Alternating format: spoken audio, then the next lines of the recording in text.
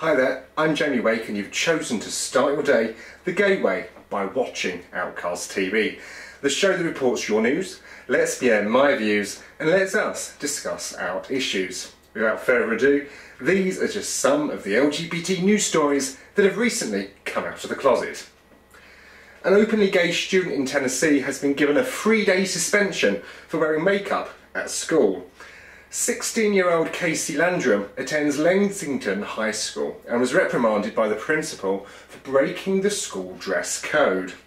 The dress code states that when a student is attired in a manner which is likely to cause disruption or interference with normal operation of the school, the administration will take the appropriate action. In matters of opinion, the judgment of the teachers and administration will always prevail. Apparently, Casey has previously gone to school with 3 colours in his hair, and this was not considered a distraction. And yet a fellow punk rocker student wore makeup the same day as Casey's suspension and was not reprimanded. Luckily for Casey, the suspension reached the ears of the Tennessee Equality Project, an LGBTQ nation, and the decision was reversed and a new dress code was introduced, allowing all students, male or female, to wear makeup. Yippee! I don't know what you think about Casey's story, but I'm guessing that US schools are completely different to schools here in the UK. It's hard enough preparing for exams. So do students really need the added stress of finding a foundation that matches their natural skin tone?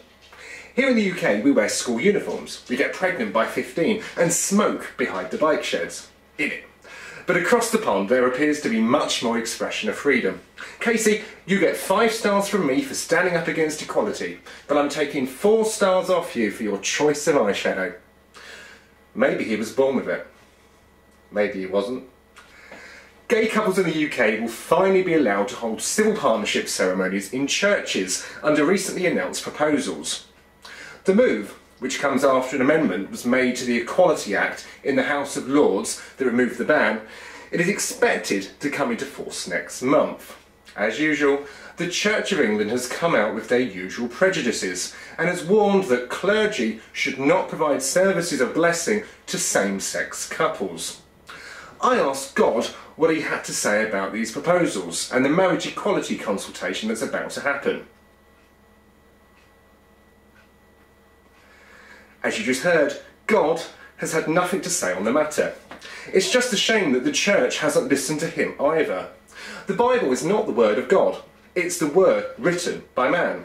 It doesn't say anything about gay marriage, but it does permit incestuous marriage, marriage to more than one wife, marriage where a widow has to marry her brother-in-law, marriage to your female slave, marriage with the addition of concubines, and soldiers marrying female prisoners of war, and women who have been raped must marry their attacker.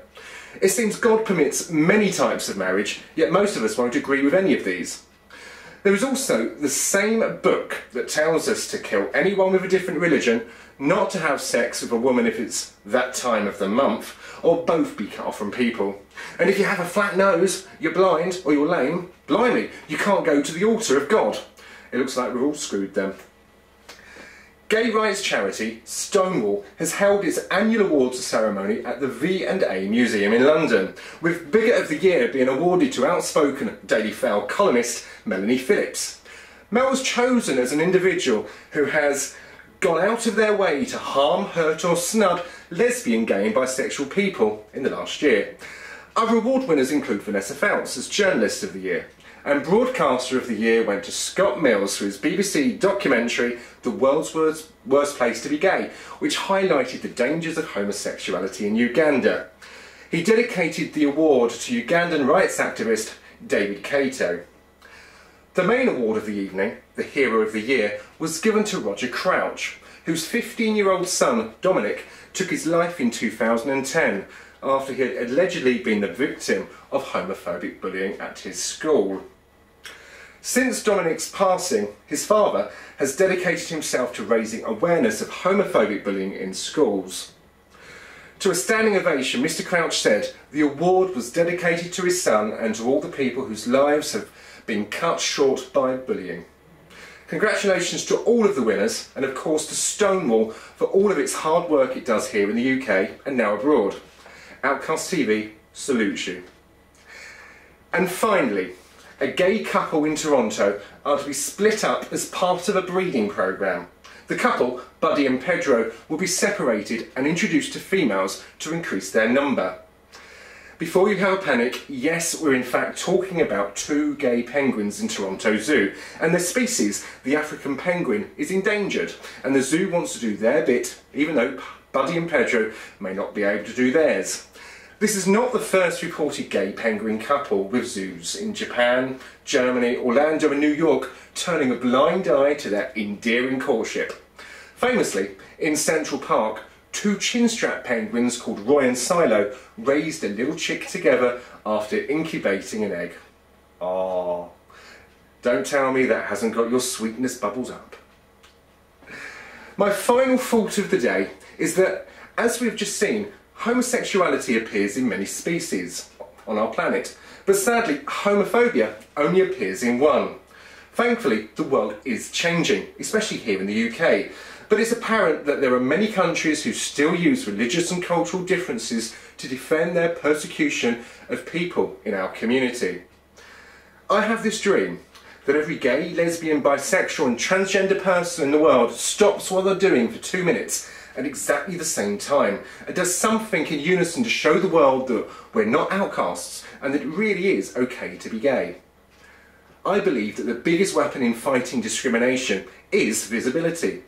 It's just a dream, but whatever we do to put an end to the persecution we see every day, we need to do it together and we need to do it now.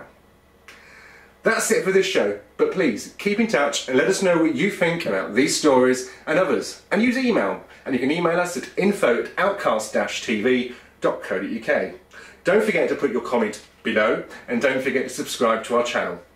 Thanks for watching, and whatever your plans, keep safe, keep warm and keep being fabulous. I'm Jamie Wake, this was Outcast TV, and you were very kind for watching. Take care, and until next time, see ya.